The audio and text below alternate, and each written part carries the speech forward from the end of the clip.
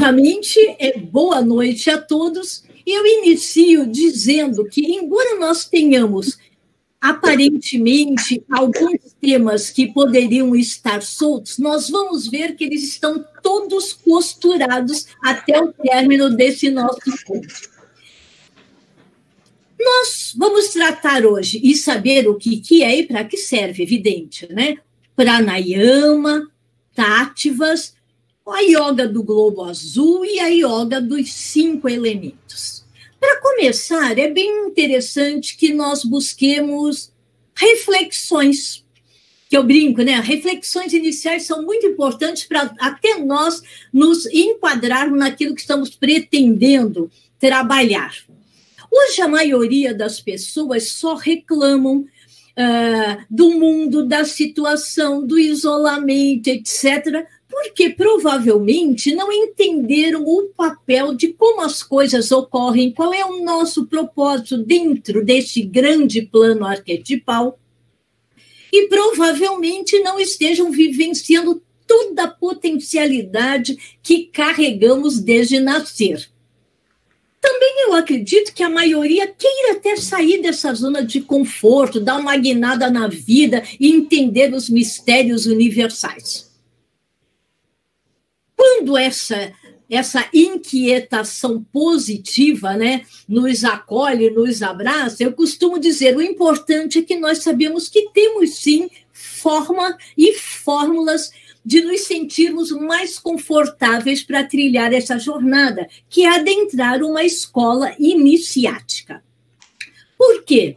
O autoconhecimento, a busca desse autoconhecimento é efetivamente e afetivamente o primeiro passo nessa bela caminhada. Para isso, existem dentro das escolas iniciáticas, sim, instrumentos, ferramentas catalisadoras, dinamizadoras, que nos ajudam a acelerar esse processo. Na reunião passada, né, que estivemos juntos com o Arthur, foram trabalhados as leis universais, as leis da natureza, ou seja, tudo isso que está reinante ao nosso redor e que muitas vezes nós passamos uma existência batida sobre todas elas. Coloquei a estátua aqui do pensador, né, do Auguste Rodin, e trago uma frase do fundador da Sociedade Brasileira de Biose, que ele diz que a melhor forma de iniciação é meditarmos sobre os conhecimentos adquiridos. Ou seja, a semana passada nós já nos apropriamos de uma série de leis. Será que nós meditamos? E a palavra meditar significa ditar para mim mesma. Será que eu parei, olhei, que sentido aquilo fez ou não fez para mim? Que significado eu dei aquilo ou não dei nenhum? Porque já começa o processo neste momento. As grandes premissas universais, dentre todas aquelas trabalhadas que são de iguais importâncias, nós vamos ver hoje que a lei da evolução, quando ela diz que tudo traz em si, de uma forma imanente, ou seja, de uma forma já latente, a tendência à evolução, ou seja, tudo evolui de diferentes ritmos, pelo amor ou pela dor, mas tudo que está manifestado no universo evolui. É a grande lei universal e a lei da evolução. A outra lei é a lei da vibração. Tudo é energia em movimento, nada está parado no universo. A lei dos ciclos, tudo é cíclico na natureza. Nasce, cresce, atinge um apogeu, declina. E nós vamos ver outros a partir desse. E de uma forma que esse movimento progressivo na natureza, ela busca o quê? Equilibrar. E equilibrar o que? A grande lei equilibrante é a lei da ação e reação, mais conhecida como a lei do karma. Lembrando que lei do karma, lei equilibrante, lei de ação e reação, é uma lei justa e perfeita. Então, temos um bom karma ou um karma não muito agradável, dependendo das nossas ações no presente ou nas experiências que nós já vivenciamos em outros momentos passados. De posse dessas premissas, né, nós vamos observar que a Terra também, o globo terrestre, ele também está ainda em formação, ainda em evolução. E tanto a Terra, o globo terrestre, como tudo que aqui habita, tudo que está manifestado sobre esse ponto no universo, que é neste presente ciclo, é o globo terrestre, também tudo está em permanente transformação. Por isso que a própria palavra humanidade, ela significa uma unidade. Somos todos um. Por quê?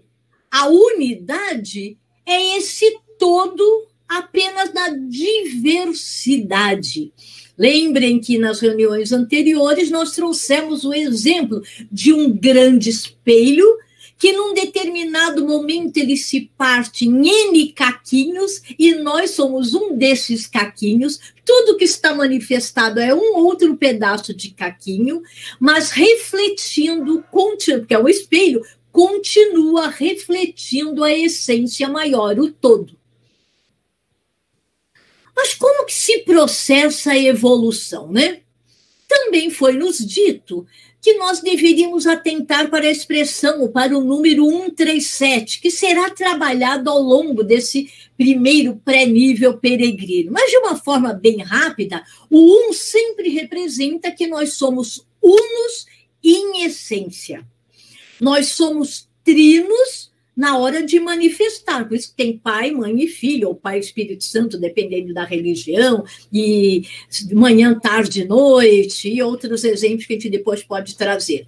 Mas nós somos sétuplos em evolução, ou seja, tudo evolui neste presente ciclo de uma maneira setenária. Portanto, se a lei é universal, é um plano arquetipal que a tudo e a todos rege, e o uno, a grande essência, para ele se transformar em universo, ou seja, verso do uno, ele se manifestar, ele também se submete à mesma lei, ou seja, ele também passa por 7 etapas evolutivas. Ao longo de todas as tradições, etc., e nós já temos até alguns conhecimentos de outras linhas filosóficas, teosóficas e outras, né? Todas elas citam a palavra elementos. E mesmo essa palavra, com diferentes outros nomes, nomenclaturas, a essência significa a mesma coisa.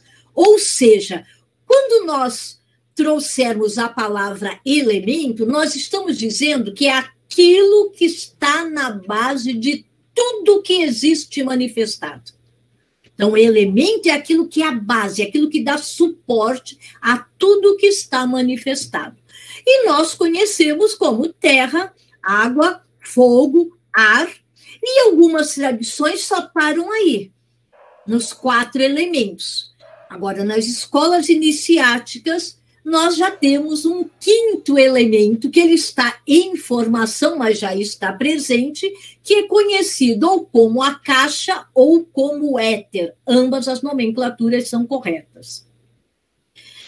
Ou seja, para nós, já existem 5 elementos, 4 prontos e um 5º em desenvolvimento, em evolução, vamos chamar assim.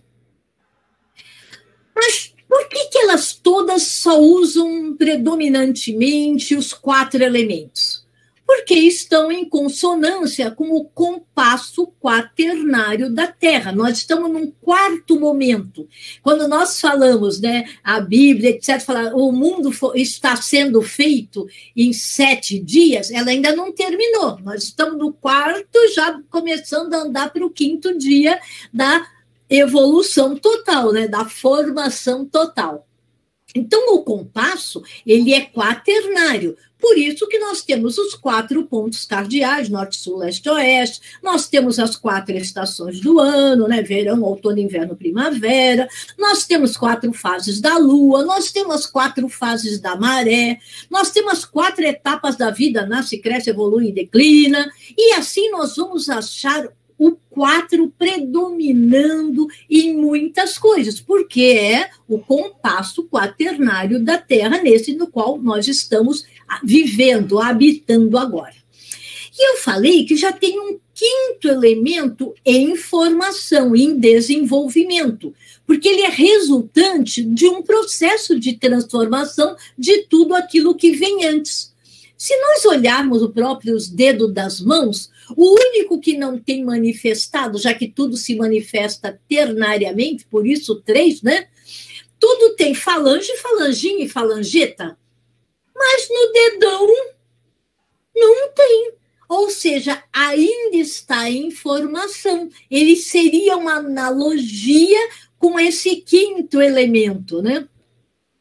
A 5ª essência divina, ela exatamente será a somatória dos resultados de tudo aquilo que quaternariamente está sendo desenvolvida, que é chamado o 5º princípio do homem, que nós vamos ver com mais carinho e detalhe de hoje adiante. Ou seja, quando nós falamos que a maior lei do universo é a lei da evolução, em cada etapa evolutiva, nós sempre temos a evolução de um elemento até ele se completar e um está em desenvolvimento. Quando a gente fala em 5 elementos, nós vamos ver como é que nós chegamos nesses 5, né? No primeiro sistema de evolução, nós tivemos um elemento completo e um em desenvolvimento, 2. No segundo, nós tivemos 2 completos e um em desenvolvimento, 3. No terceiro, 3 completos e um em desenvolvimento, o 4. E nós estamos num 4º sistema de evolução, ou seja, 4 completados desenvolvendo essa 5ª coisa, esse 5º elemento, essa 5ª essência. Portanto, embora os mais conhecidos nas tradições sejam o fogo, água, terra e ar, já vibra o 5º elemento, muito mais sutil do que todos os 4 anteriores, que é o akasha, e alguns denominam como éter. Quando nós chegarmos a completar, entre aspas, a nossa semana de completar, né, a nossa evolução do globo e tudo que aqui está manifestado, nós vamos ter os 8, ou seja, 7 completos, sintetizado numa 8ª coisa. É como se nós tivéssemos 7 ingredientes e, ao fazer o caldo ou o bolo, ele desse uma outra coisa completa, contendo todos ali os elementos. Mas o que são esses elementos? E por que eles estão em todas as diversas tradições? Da onde que eles surgiram e qual é o papel nesse processo evolutivo que a gente está buscando, né? Se nós formos buscar lá com os alquimistas, principalmente da Idade Média, eles já diziam que elementos são expressões das forças universais, das energias universais, são abstrações inteligentes. Olha lá já a expressão. E que se opõem, para que coisas novas surjam, que são alquimistas, elas se opõem 2 a 2. O fogo com a água, ou seja, a água apaga o fogo em contato com a água a transmuta em vapor, e assim vai a terra e o ar. Segundo os alquimistas, cada elemento desses, ele não é só um elemento em si, ele é um elo de ligação que a divindade, o eterno Deus, o nome é que nos sentimos mais confortáveis chamar, ele criou para religar, tornar a ligar entre si os diversos pontos da natureza manifestada. Se nós formos ao taoísmo, no taoísmo ensina-nos que tudo que existe no universo tem origem nesse uno, nessa energia primordial, que no taoísmo é chamado no Tao, no Tat, no todo, princípio único, onipresente, onisciente, né, onipotente. E esse Tao, quando é o primeiro movimento dele para se manifestar como verso do Uno, ele começa a fazê-lo em forma de vibração. Então, as energias se colocam em movimento e, a princípio, geram duas energias aparentemente antagônicas, mas não é antagônica, não é oposta. Elas são complementares entre si, que no taoísmo é chamado Yin e Yang. Yin trazendo a potência do negativo, lembrando que negativo não é aquilo que é ruim, é aquilo que complementa o positivo, que é o Yang, ou Yang, né? E a partir da combinação Yin com Yin, Yin com Yang, Yang com Yin, e essas diferentes mutações, surgem tudo aquilo que está manifestado no universo. Para os taoístas, eu acho muito linda essa expressão, as mudanças do todo em tudo não são mais do que simples mutações. É quando as energias entram em diferentes frequências vibratórias para construir aquilo que virá a ser manifestado. Se nós tivermos, né, ou já passamos por tradições cristãs, católicas, etc., ela também está presente, né, na Bíblia, etc., quando está lá, no princípio era o verbo. E o verbo se fez carne. O que é o verbo? O verbo é o som em movimento, é a energia em movimento. E à medida que ela se coloca em movimento, nessas diferentes frequências vibratórias, esse verbo se torna carne, carne sendo sinônimo de matéria. Então, o verbo é som, é energia em vibração. A matéria nada mais é do que o espírito quando ele está densificado. Portanto, o espírito é essa mesma matéria quando ela se sutiliza. Por isso que até Einstein já dizia que espírito e matéria são as mesmas coisas, apenas em frequências vibratórias diferenciadas. Ele buscava provar isso através da própria física, né? Quando estudava as energias universais. Quando a gente traz isso à luz da teosofia, lembrando que a palavra teosofia é a sabedoria dos deuses, é a sabedoria das idades, é aquela sabedoria permanente, porque ela assim o é, ela não é propriedade de ninguém, porque ela é propriedade de todos. Né? Então, à luz da teosofia, o elemento, eles vêm do verbo, né, elementar, ou seja, aquilo que está na base e na origem de tudo. E ele também vem da palavra elemento, aquele alento, o grande hálito, o sopro divino, que dá origem a tudo, né, que conhecemos como manifestado. Esse elemento, esse alento, esse grande hálito, esse sopro primordial, é que dá origem a essas vibrações. E metafisicamente, só existe um elemento na natureza. E é desse uno, desse único elemento, que vai se multiplicando nos espelhos, vamos chamar assim, que está a raiz do que a gente chama da deidade, da essência divinal, do arquétipo divino. Os 7 elementos, nós vimos, dos quais 4 já estão manifestados, 1 em manifestação, representam o véu, aquilo que encobre a divindade, a deidade. Mas como e onde surge? Bom, por esses ser primordial, Deus eterno, a grande mente universal, o grande arquiteto do universo, quando ele passa do plano da ideação, ou seja, ele ainda está planejando, está tudo pronto na grande mente cósmica, quando ele, nós brincamos, quando ele decide tornar real, manifestar-se, ele vai fazê-lo na lei setenária, ou seja, através das 7 etapas vibratórias, que são diferentes.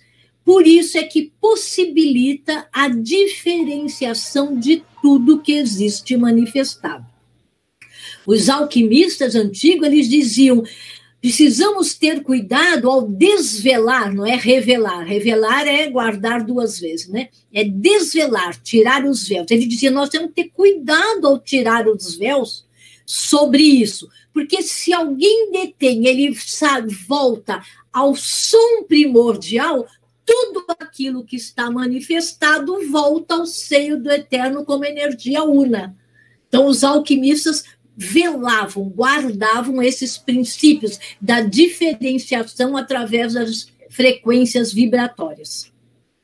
E os exemplos, né, em todas essas filosofias, etc., estão presentes setenariamente no heptacorde divino, né, aquela lira das 7 cordas, das 7 sons universais. Também está presente nas 7 cores do arco-íris, que nada mais é do que a branca luz ao passar num prisma e ela se divide em 7 outras. As 7 notas musicais, os 7 dias da criação, os 7 dias da semana, até o Walt Disney, que era o iniciado e tem uma beleza iniciática no desenho, a Branca de Neve e os 7 anões, cada um com um gorrinho da cor do arco-íris, e a dança dos 7 véus, ou seja, nós devemos tirar os véus que encobrem esses mistérios à medida que a dança que nós nos permitimos dançar na vida, a vivenciação das experiências, nos permitem. Todas essas forças sutis que são geradas por diferentes frequências vibratórias são denominadas de táttivas. Então, se nós tivéssemos que resumir numa frase bem curtinha, que só tivéssemos 1 segundo, olha, o que é tátiva? São forças sutis da natureza geradas por diferentes frequências vibratórias. Depois nós vamos ver ao longo do nossos graus, com mais ainda propriedade e, eu digo, profundidade, o que é tátiva, né? Então, tátivas são essas forças sutis que, geradas por diferentes frequências vibratórias, mantêm, sustêm a matéria num dado estado. Ela é pura energia em movimento, ela é vibração, ela imprime a essência, o princípio e a forma na matéria física tal qual nós conhecemos. E os táttivas se colocam em diferentes estados vibratórios para quê? Para executar diferentes papéis, diferentes funções no plano evolutivo, no mundo manifestado. Esses táttivas relacionam-se, portanto, com tudo que nós conhecemos ou julgamos conhecer, né, na natureza manifestada, porque eles é que dão essa forma, que sustém todos os estados físicos da matéria. Os nomes que eu vou trazer, eles estão escritos em sânscrito. Então, quando a gente fala Prithvi, Prithvi é o Tátiva, então uma palavra sânscrita, é o Tátiva que mantém a matéria vibrando, tudo aquilo que nós conhecemos no estado sólido. Tudo aquilo, é o osso, é a montanha, tudo aquilo que é sólido e que para as outras tradições chamam elemento terra, e que não é só a terra, é tudo aquilo que se manifesta de forma sólida, ela é sustentada, formatada pelo Tátiva Prithvi. Quando nós falamos de Apas, Apas é o Tátiva que mantém matéria vibrando e a faz permanecer num estado líquido, que nas outras tradições se limitam a chamar de elemento água, mas é tudo aquilo que está manifestado como líquido. A lágrima, a saliva, o sangue. Então, não é só a água, é tudo aquilo que é liquificada, vamos chamar assim. Com a palavra tejas, é o tátiva, que mantém a matéria vibrando naquilo que nós chamamos em radiante. É a chama do fogão de gás, que é o elemento representado pelo fogo. Com a palavra sânscrita vayu, nós estamos tratando do tátiva, que mantém a matéria vibrando naquilo que nós conhecemos como estado gasoso, e que nas outras tradições são chamadas do elemento ar. E o akasha é o tátiva, que mantém a matéria vibrando tão sutilmente, é num estado etéreo. Por isso que alguns chamam éter. Em vez de akasha, chamam de éter. Tamanho estado de sutileza, que não perceptível ainda dentro dos nossos 5 sentidos, não bem desenvolvidos ainda por nós, né?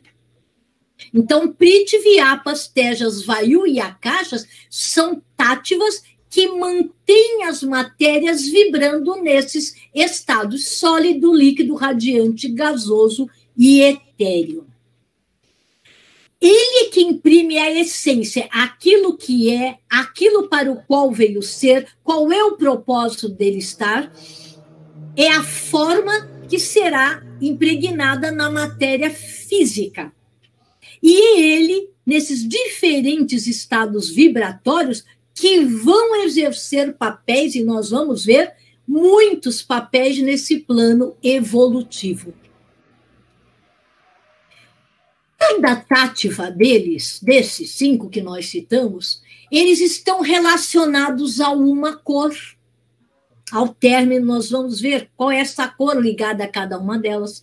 A uma forma geométrica, a um som, lembrando que o som é aquilo que vibra para mantê-lo naquela forma.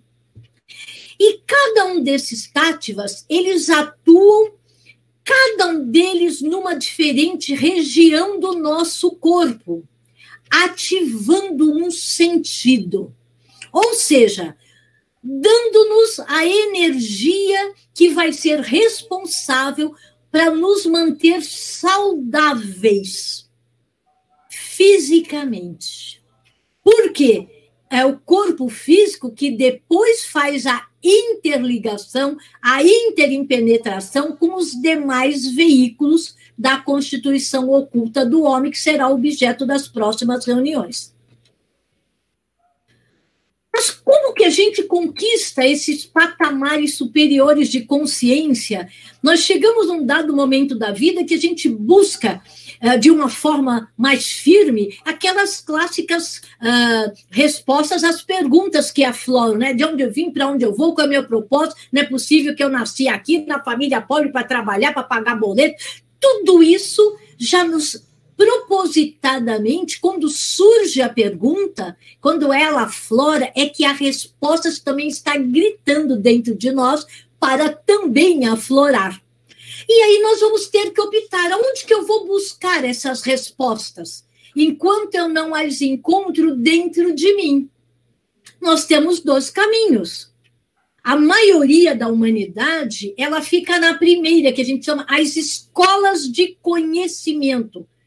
Temos ótimas escolas de conhecimento, mas qual é o papel das escolas do conhecimento?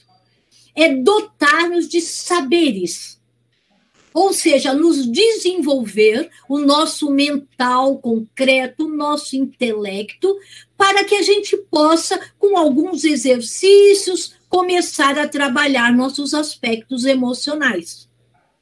Mas ela não é suficiente para nos trazer a transcendência dessas respostas.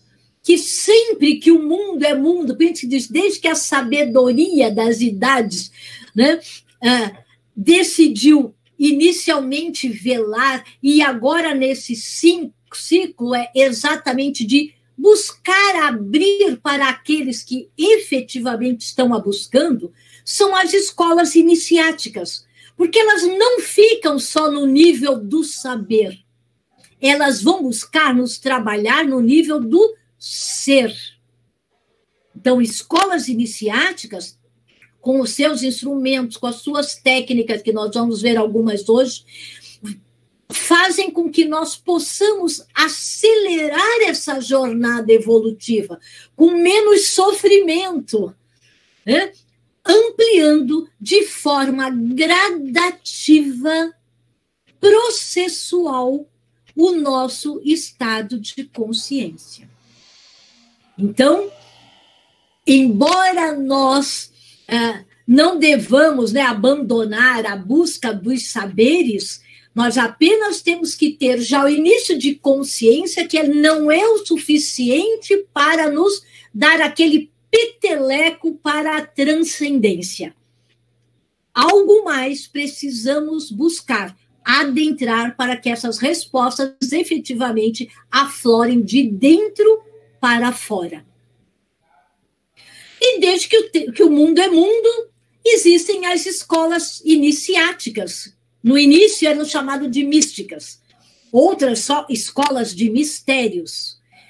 E desde que o mundo é mundo, vamos chamar assim, essas escolas, sejam ela mística, iniciática, de mistérios ou ocultas, elas só, entre aspas, aparecem para aqueles que já estão preparados, mesmo quando, a nível de consciência, entre aspas, ainda mental concreto, vamos chamar assim, nós não entendamos, a gente acha que não está.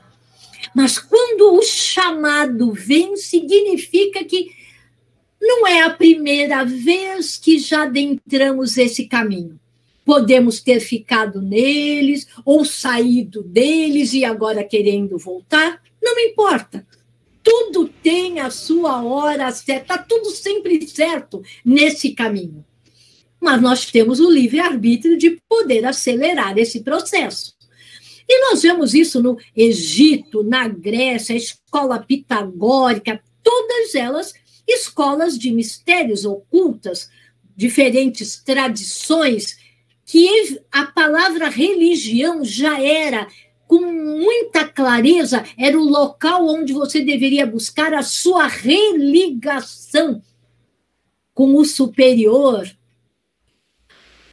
E os próprios avataras, que depois a gente vai tratar sobre isso, os grandes seres que nós conhecemos nas diferentes tradições ou religiões, mesmo ainda quando não sabíamos o que era religião, que era o grande religare, né, com patamares superiores, mas eu trouxe alguns deles, mas quando nós vamos estudar sobre eles, e são muitos, né, todos eles passaram por processos de iniciação.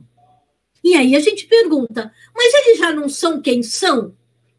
Sim, eles são a divina essência manifestada, mas quando nós adentramos o plano físico, é como se houvesse propositadamente um esquecimento para que nós busquemos resgatar essa divina essência. Esses seres se permitem passar por esse processo de iniciação. E, às vezes, nós não nos conscientizamos ou mesmo deixamos como a gente, deixa isso para depois. E, às vezes, perdemos até uma existência que poderia ter acelerado essa jornada. Então, quando a gente fica falando de onde vim, para onde vou, né? Na realidade, todos nós viemos de uma vida energia, de pura vibração também, que vai se densificando, e ao se densificar para experienciar, vivenciar nesse plano físico, busca acelerar essa jornada para tornar essa vida uma vida consciente. A palavra consciência significa voltar, sim, mas com conhecimento das causas. Então, voltar com conhecimento. A palavra consciência é isso que significa. Se nós pegarmos o santo filósofo, Santo Agostinho, ele diz por que a gente tem que passar por um processo iniciático? Porque nós fomos deuses e disso nos esquecemos. E se nós somos uno com a divindade, para retornar ao seio dele, temos que nos sutilizar, ou seja, passar por um processo. E eu pensei em algumas frases deles bem iniciáticas, que ele diz assim: não há lugar para a sabedoria onde não há paciência. A jornada evolutiva exige paciência, persistência, porque vamos ser colocados, né? A gente brinca, obstáculos, desafios para testar o nosso firme querer. Será que quer mesmo evoluir? Será que quer mesmo buscar patamares superiores de consciência? Ou é mero diletantismo ou curiosidade? E ele também diz que é melhor se arrastar pelo caminho iniciático do que correr fora dele, que não é nada fácil. Mas, mesmo essas frases expostas, abertas a quaisquer um, quantos meditaram sobre cada uma dessas assertivas que ele também nos trouxe? Então, as diferentes religiões, etc., elas se revestem para se tornar reais, né, de uma energia que ela surge através do poder da mente. É a mente que cria.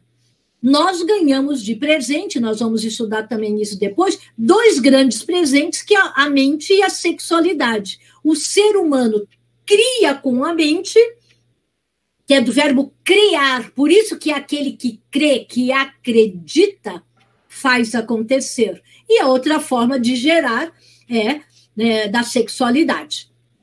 Esses agregados dessa nossa força, desse nosso poder mental, que é uma somatória de pensamentos, de ações, de sensações, passam a ser alentadas, ou seja, constituídas por aqueles elementos que nós vimos logo no início, que são chamadas forças elementais da natureza, que sustêm a natureza, a beleza que a gente vê no reino vegetal, animal, mineral, a beleza. E essas forças vivas é que recebem o nome de egrégoras, ou seja, pensamentos em uníssonos, em potencial, agregadas, formam o que a gente chama de egrégora. Se nós, né, nas diferentes tradições, dizem que nós somos semelhantes a Deus e que Deus criou tudo isso pelo poder da mente, da grande mente cósmica universal. Portanto, se temos similaridade com a divina essência, nós também somos capazes, sim, de criar formas pensamento através da nossa mente. E essas formas pensamento, elas tomam forma real, que também vão deter poder, que vão agir. Daí a gente sempre recomendar, né? Cuidado com o que você pensa repetidamente. Se você diz, mesmo com dificuldade, eu venço os obstáculos, assim o será. Eu consigo, assim será. Agora, se repetidamente você diz, eu não nasci para isso, eu não consigo, nossa, todo mundo dá, eu não consigo nada. O universo só tem a palavra sim. Então, se você diz que não consegue, a grande mente vai dizer sim, você não consegue. Agora, se diz, eu consigo, mesmo com dificuldades, eu vencerei. Sim, você vencerá. Então, essas formas, pensamentos, estão agrupadas em formas de egrégoras. Daí, muito cuidado com o que nós pensamos. Como que a gente torna real esse divino em nós? Não basta ser crente, ou seja, não basta crer.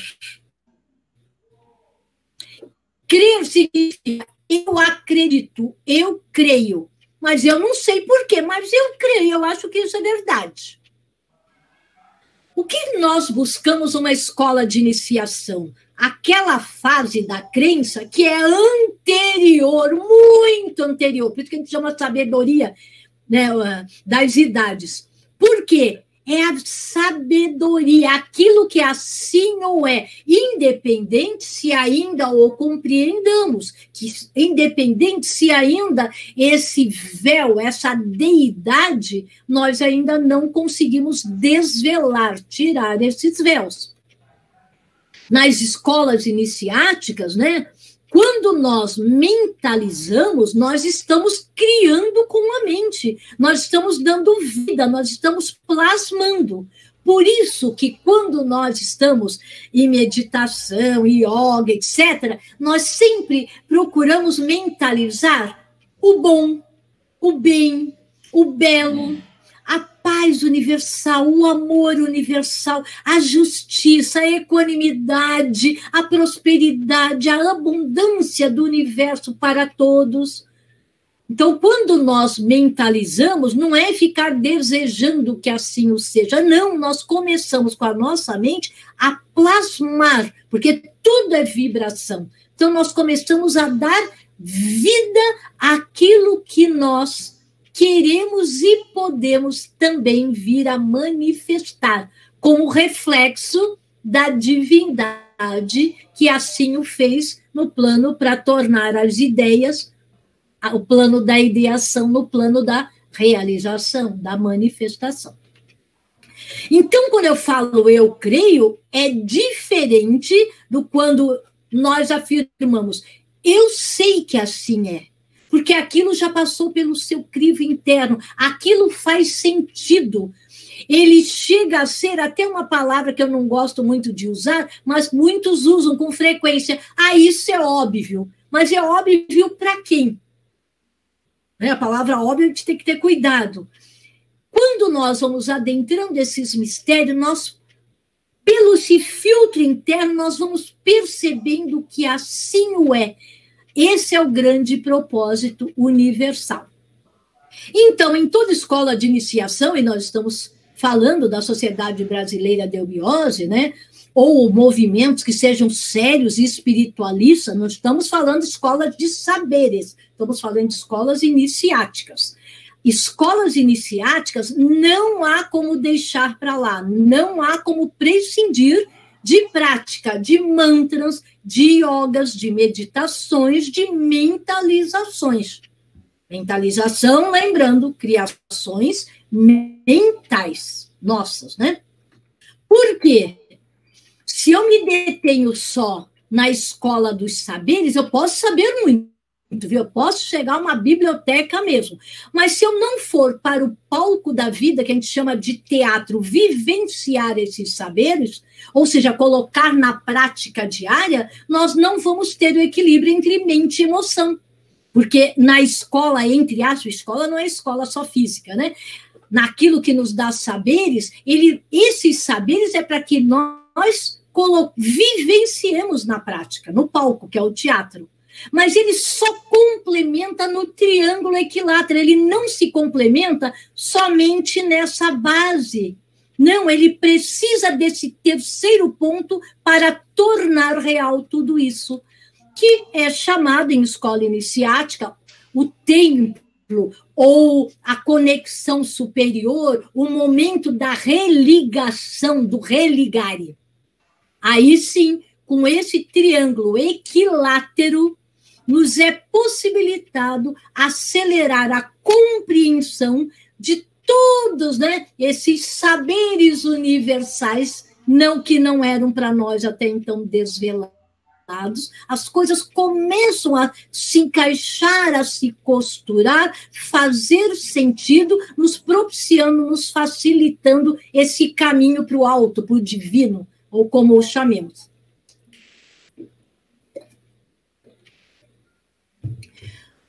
O objetivo é preparar o discípulo.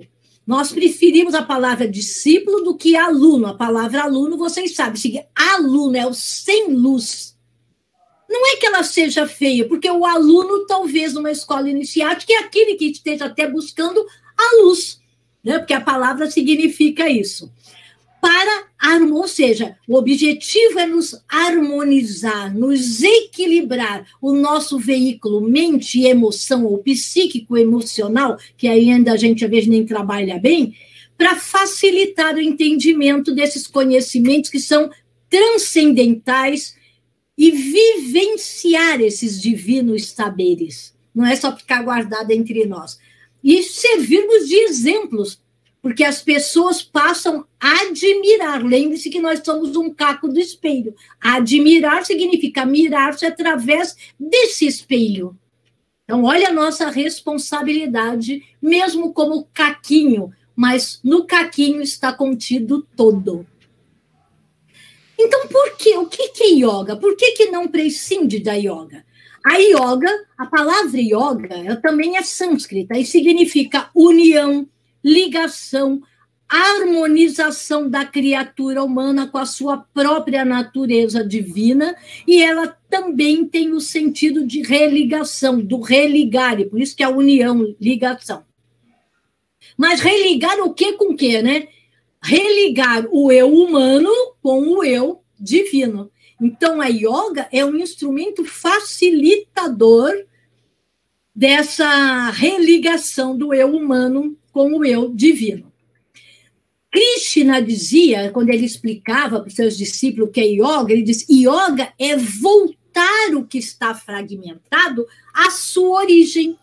Ou seja, é uma forma parecida, análoga, de todos os caquinhos voltarem a se reunir e voltar à origem e voltar a ser o grande e completo espelho. Então, é essa Krishna, né, que falava. Uma outra prática facilitadora é o pranayama. O que é pranayama? Pranayama, de uma forma resumida, é uma prática respiratória.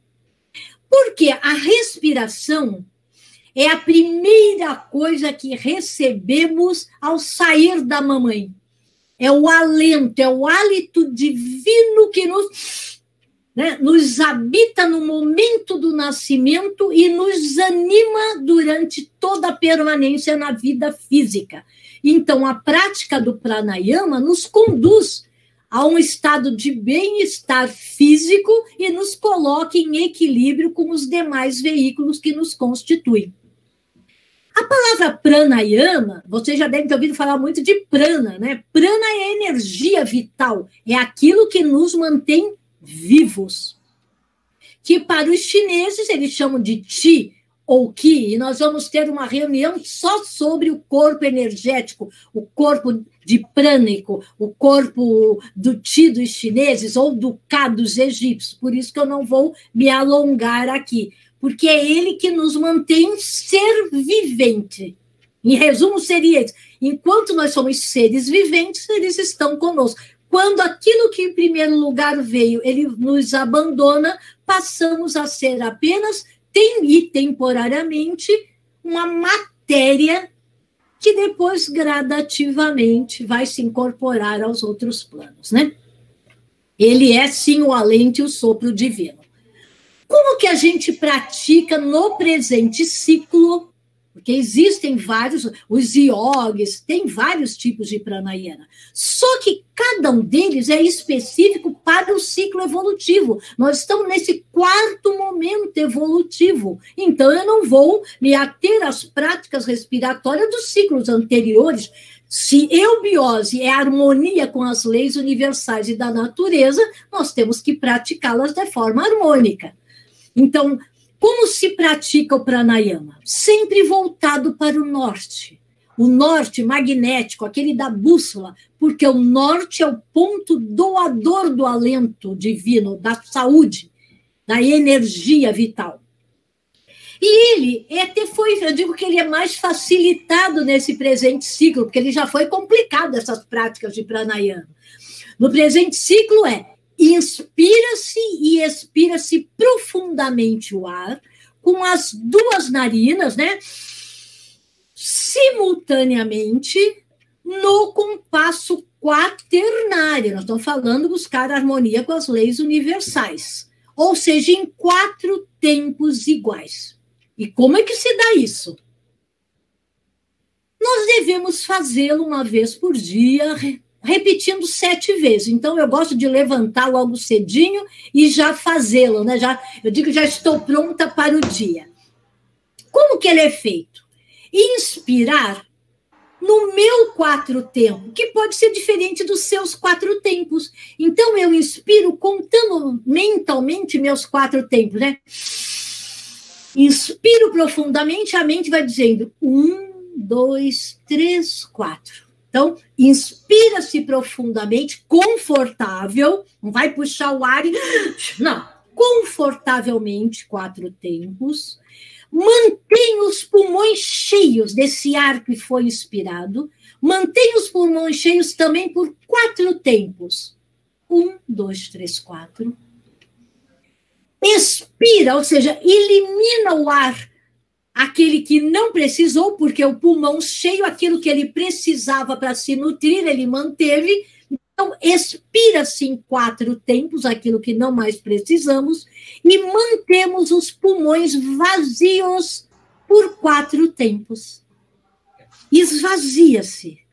E é nesse esvaziar recomeçamos inspirar 4 tempos, manter pulmões cheios 4 tempos, expirar 4 tempos, manter pulmões vazios 4 tempos. E isso 7 vezes. Dão em torno de uns 3 minutos, 2 minutos, 3, depende, né, de quem respira. Eu já sou mais afoita. É através da respiração que nós estamos absorvendo essas energias que, para a maioria dos ocidentais, são desconhecidas, mas elas estão presentes no universo. Porque ignorar não significa que elas não existam, né? Eu posso ignorar tudo isso, mas elas estão presentes no universo. E é dessa adequada e correta respiração que nós nos mantemos fisicamente saudáveis. E os gregos já diziam, corpo são, mente sã. Ou seja, os outros veículos que nos constituem também passam a cada vez ser mais saudáveis.